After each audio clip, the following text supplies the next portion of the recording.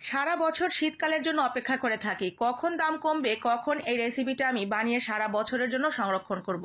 ভীষণ মজার ধনিয়া পাতার আচার গরম ভাত, খিচুড়ি অথবা খুদের ভাতের পাশে সামান্য একটু নিলে খাবারের টেস্ট হাজার গুণ বেড়ে যাবে। তাহলে আর দেরি কেন? যেহেতু বাজারে এখন খুবই সস্তায় ধনিয়া পাতা পাওয়া যাচ্ছে, তাহলে ধনিয়া পাতা লাভার আপুরা কিন্তু খুব সহজেই বানিয়ে নিতে পারবেন আমার রেসিপিটা ফলো করে। আর একেবারে ঝামেলাবিহীন চট করেই বানিয়ে নিতে পারবেন। রৌদ্রের তাপ যেহেতু কম, আমি আজকে যতটুকু আচার এখানে তৈরি করছি তাতে মোটামুটি 1 মাস পর্যন্ত খাওয়া যাবে। আমি 2 আঁটি ধনিয়া পাতা নিয়েছি এখানে 10 টাকা আঁটির।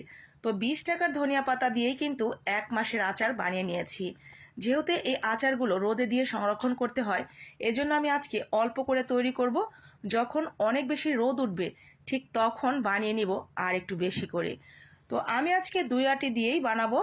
ভালো করে বেছে এইভাবে বড় বড় টুকরো